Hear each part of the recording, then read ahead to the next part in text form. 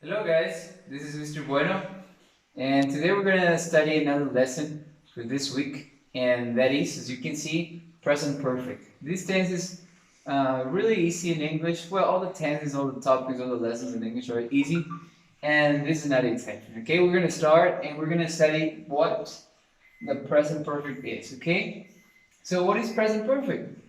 So this is a verb tense, okay, as present simple or past simple. Present perfect, sorry, is also a tense, a verb tense, okay, and it is used to talk about past experiences that can still happen in the present. And these experiences has happened to you in the past, but they are not finished. They can continue happening in the present. Okay, that is the use of this tense. So you still have the opportunity to repeat those experiences. Okay, so this is basically what the present perfect is. Okay, so remember that is to explain experiences in the past that can continue in the present. Okay, so let's look at some examples. Here I have three examples, and the first one is this: I have visited Peru. Okay, so this has been an experience for you. You have been to Peru, but not because it is a past experience means that you cannot repeat the experience. You can also go to Peru. Sorry, one more time if you want. Okay, so this experience is not like finished. You can repeat it. Okay, so the other example is this: the cat has eaten a rat. My cat has eaten a rat in the past. Well, this experience is in the past, but can happen in the present. Okay?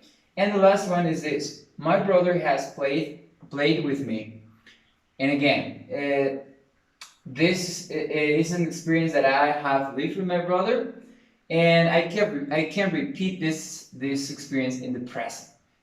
This is the use of the present perfect to explain past experiences that can continue happening in the present. Okay, so now let's look at. Oh, sorry, not yet. Sorry. Let's look at the structure. Okay, so the structure is pretty simple. What you need is basically a subject, and then you also need the auxiliary verb. And here, the auxiliary verb can either be have or has. It will depend on the subject you are using. For third person, remember, he, she, or it, you will use has. For the rest of the personal pronouns, you will use have. And after the auxiliary verb, you will need a verb in past participle. This is pretty important, okay? So your verbs have to be in past participle. If you don't remember this lesson, you can check the lesson of the verbs again to remember this topic. And after the verb in past participle, you will need your complement. And as you can see here, I have one item in each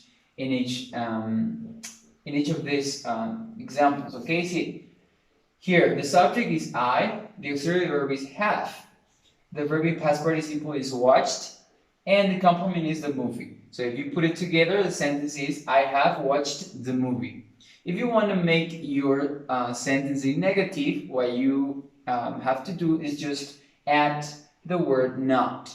Okay? You can say I have not, or you can say I haven't. It depends on you. It's your choice.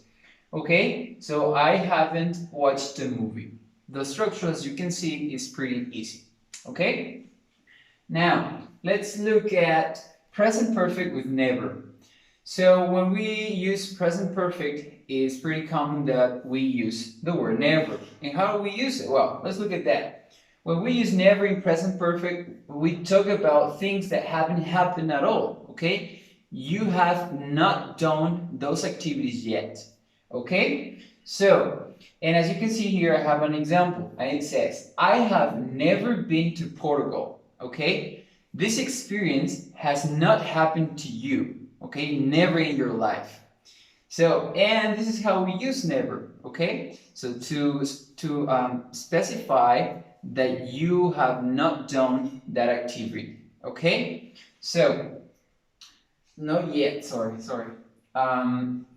Important things to remember about never in present perfect. Use never in positive structures. Okay, so like in this example, it says, she has never eaten meat.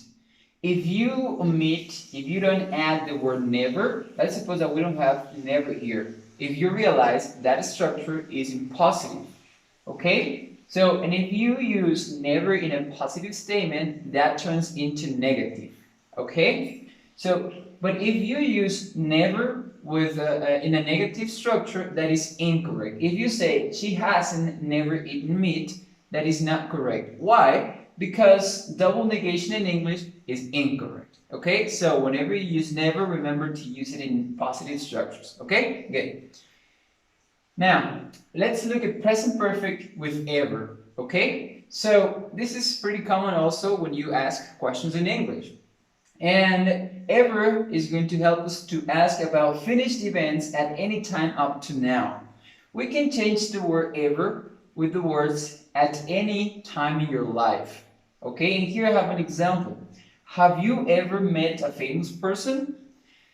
We can change ever, like for example, have you at any time or at any point in your life met a famous person? You know, you are asking if you have done that activity, okay? And you can answer in this way, yes, I have, or no, I haven't, okay? So this is pretty easy. Now, another thing that is important to look at is never and ever together. How can we combine these two words? Pretty easy. We can combine these two words to emphasize things that haven't happened at all, okay? We are very like, we're emphasizing that those things haven't happened to us, okay? Here I have an example. I have never ever seen an UFO, okay? So I'm very, I'm being very, I'm emphasizing this experience, okay? So I am trying to say that I have never had this experience in my life, okay? You can combine these two words and the meaning is the same. You have not done that activity, okay? But the difference is that you are emphasizing, okay? So, and that's it. That's how we use present perfect. And remember, keep calm and use present perfect, okay? So that's it, guys. Thanks for watching. I'll see you on the next video, okay? Bye-bye.